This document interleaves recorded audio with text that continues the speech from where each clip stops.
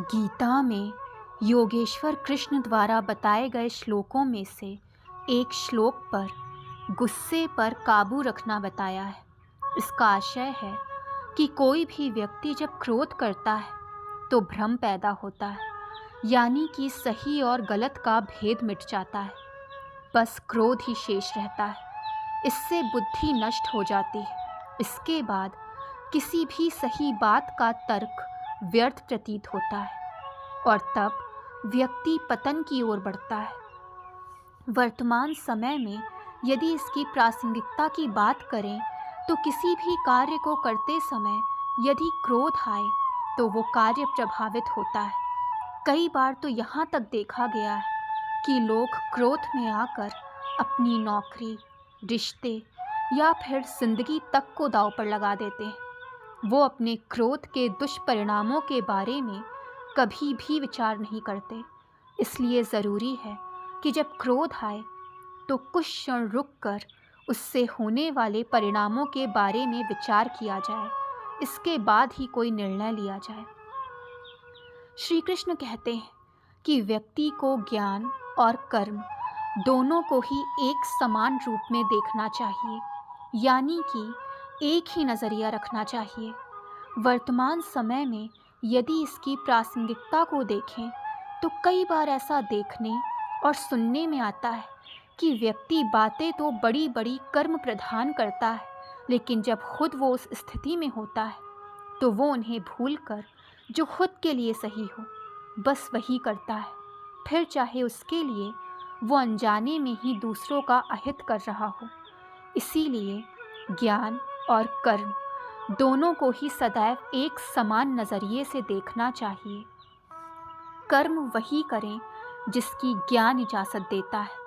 इस तरह व्यक्ति सही गलत और पाप पुण्य के बीच का फ़र्क आसानी से समझ सकता है। गीता के एक श्लोक में भगवान कृष्ण ने बताया है कि व्यक्ति का अपने मन पर नियंत्रण होना ज़रूरी है। वो अर्जुन से कहते हैं कि मन बहुत चंचल होता है, इस पर विराम लगाना मनुष्य की जिम्मेदारी है, अन्यथा ये अपनी ही गति से चलता रहता है।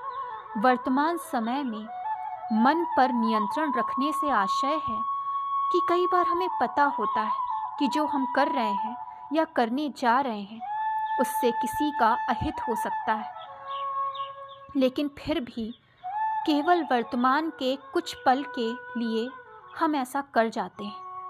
मन की चंचलता के चलते व्यक्ति जानते समझते हुए भी कई बार गलत कदम उठा लेता है।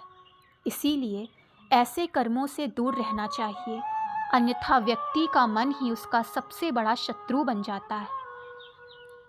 श्री कृष्ण में कहा है कि व्यक्ति को अपने गुरु के अलावा अपने अनुभवों से भी सीख लेनी चाहिए, अन्यथा कई बार व्यक्ति परेशानी में आ जाता है। वर्तमान समय में यदि हम देखें तो लोग बड़े बुजुर्गों की राय को अक्सर ही अवॉइड कर देते हैं, जबकि ऐसा नहीं करना चाहिए। हमें उनके अनुभवों से सीख लेकर ही जीवन में आगे बढ़ना चाहिए, ताकि हम अपने लक्ष्य को सही तरीके से प्राप्त कर सकें।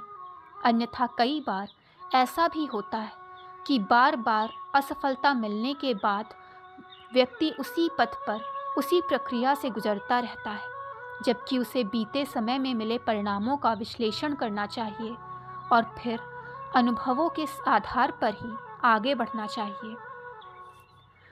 श्री कृष्ण अर्जुन को बताते हैं कि मोह के बजाय सत्य को जानने का प्रयास करना चाहिए, यानी कि शरीर एक दिन नष्ट हो जाएगा, इसीलिए इसका मोह त्याग दें और समाज और धर्म की स्थापना के लिए जो भी बेहतर हो वो करें।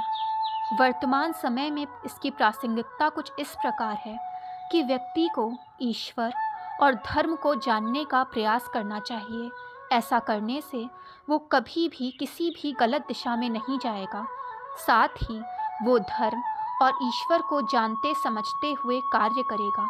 ऐसे में उसके सफल होने की संभावनाएं भी अधिक हो जाएंगी। दोस्तों, वीडियो पसंद आए तो चैनल को लाइक, सब्सक्राइब एंड शेयर करें, ताकि चैनल की नोटिफिकेशंस आपको मिलती रहें।